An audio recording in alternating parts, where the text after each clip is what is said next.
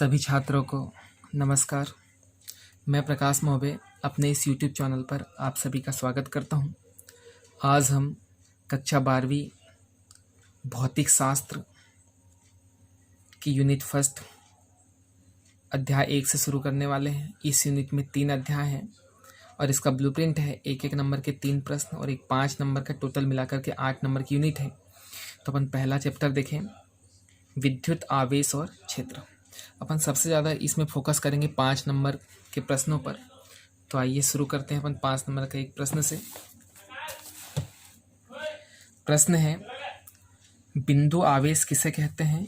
स्थिर विद्युत के अंतर्गत कूलाम के व्युत्क्रम वर्ग नियम के लिए व्यंजक ज्ञात करो तथा इसकी सहायता से एकांक आवेश को परिभाषित कीजिए। तो सबसे पहले हम देखते हैं बिंदु आवेश की परिभाषा। यदि दो आवेशित पिंडों की विमाएं उनके बीच की दूरी की तुलना में नगण्य हो तो उन आवेशों को बिंदु आवेश कहते हैं।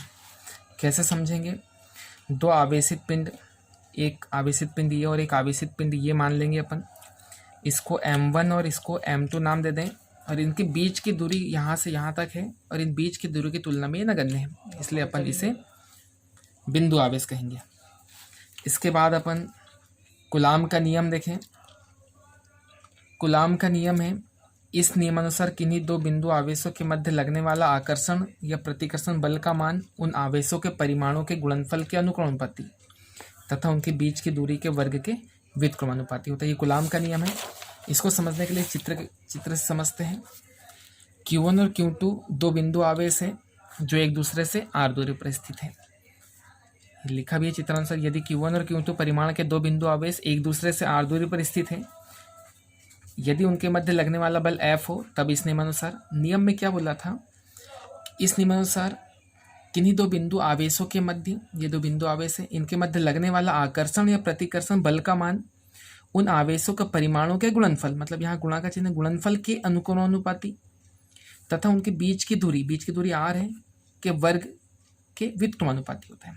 इन दोनों से अपन दो समीकरण बनाए और इन दोनों समीकरण को अपन मिला देते हैं। समीकरण 1 और 2 को मिलाने पर इस प्रकार से F अनुक्रमानुपाती, ये Q1 Q2 और ये R स्क्वायर। अनुक्रमानुपाती को हटाएं तो यहाँ पे K रख देते हैं अपन और इसको अपन समीकरण 3 नाम देते हैं, जहाँ K एक नियतांक है जिसका मान मापन की पद्धति पर निर्भर करता है। मापन की दो पद्धति होती है, SI पद्धति और CGS पद्धति। SI पद्धति में वायु या निर्वात के लिए देखें अपन सबसे पहले, तो K = होता है 1/4πε0। अब ये 1/4πε0 को सरल करते हैं तो 9 × 10⁹ इस प्रकार से मान आता है। कैसे आता है वो भी एक बार देखें अपन, क्योंकि अपने को 4 तो ये मान है वैसे ही रखेंगे। पाई का मान 3.14 होता है, वो भी रख सकते हैं, या 22/7।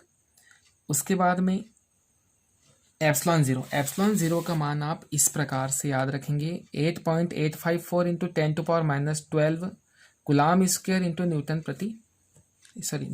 Metre square. इस प्रकार से अपन K के दो मान निकालें। अभी जो K के दोनों मान है इसको समीकरण 3 इसमें पुट कर देते हैं। जहाँ पे K है वहाँ पर एक बार ये रखेंगे और एक बार ये रखेंगे। देखिए आगे इस प्रकार से F = 1/4πε0, ये K की जगह पे रखा अपन ने और बाकी ये वैसे ही है, समीकरण 4 नाम दिया। और एक बार अपन ने एक और मान निकाला था K का, 9 × 10⁹, Q1 Q2 अपन R स्क्वायर और ये समीकरण 5। हमें पता है कि SI पद्धति में बल का मात्रक न्यूटन होता है, न्यूटन रखा अपन ने। उसके बाद ये भी देखें कि Q1 और Q2 जो है ये कूलाम में होंगे और R जो है वो मीटर में होंगे, यहाँ पे लिखा भी अभी है। अब अभी इसी प्रकार अपन देखें, जब दोनों बिंदु आवेशों के मध्य वायु या निर्वात के अलावा अन्य कोई माध्यम हो, तब वायु या निर्वात हो तब अपन ने K = 1/4πε0 इतना माना था, वो तो रहेगा, लेकिन अन्य कोई माध्यम अर्थात 1/K होगा, कोई अन्य माध्यम। इसको सरल किया था, इस प्रकार से आया था और 1/K ऐसे ही। ठीक वैसे ही अपन ने जहाँ K के जो दो मान अपन समीकरण 3 में रखे थे, ठीक उसी प्रकार इन दोनों मानों को अपन समीकरण 3 यहाँ पे रखेंगे। तो K की जगह पर अब ये वाले दोनों मान रखेंगे अपन। ये देखो यहाँ पर इस प्रकार से K का मान, ये देखो K की जगह पे रखा और ये बाकी सब वैसे ही, और ये यहाँ पे K की जगह रखा और ये बाकी सब वैसे ही। तो ऐसा ही पद्धति में अपन ने दो कंडीशन देख ली। वायु निर्वात हो तब, और वायु निर्वात नहीं हो तब, अन्य कोई माध्यम हो तब।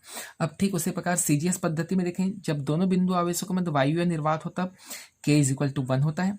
तो अब समीकरण 3 वैसे ही फिर से लेना है, k की जगह पे 1 रखेंगे। अब समीकरण 3 में यहाँ पर तो k की जगह पे 1 रखेंगे तो इतना ही माना जाएगा। देखिए इस प्रकार से समीकरण 3 में k का मान रखने पर यहाँ k की जगह 1 रखा और 1 में उनका मल्टीप्लाई किया तो उतना ही। अब सीजीएस पद्धति में बल का मात्रक डाइन होता है, ये भी याद रखेंगे आप। ये ऑब्जेक्टिव में पूछते हैं कि सीजीएस पद्धति में बल का मात्रक क्या होता है, तो डाइन, ये डाइन रखा अपन ने। अब अभी अपन ने ऐसा ही पद्धति में भी दोनों कंडीशन देखी थी, तो इसमें भी दोनों कंडीशन देखेंगे। जब दोनों बिंदु आवेशों के मध्य वायु या निर्वात के अलावा अन्य कोई माध्यम होता, अर्थात k इजिकल टू 1/k है ना। इसमें जब k इजिकल टू 1 होता है तो इसमें अन्य कोई माध्यम k होगा, तो 1/k। और समीकरण 3 में k का मान रखने पर ये अपन ने अब 1/ जो k रहेगा वो रखेंगे समीकरण 3 में इस प्रकार। तो इस प्रकार से अपन कूलाम का नियम वाला प्रश्न सॉल्व करेंगे। एक बार चाहो तो आप इसका अच्छे से स्क्रीनशॉट ले लीजिए, जिसमें बिंदु आवेश की परिभाषा आ जाए, एक बार कूलाम का नियम आ जाए, ले लीजिए आप अच्छे से। उसके बाद में फिर सॉल्यूशन को 2 बार करके स्क्रीनशॉट ले लीजिए, एक बार ऊपर समीकरण 3 तक, उसके बाद फिर एक ऐसा पद्धति में ये, फिर एक यहाँ से ले लीजिए आप, फिर इतना और लास्ट में।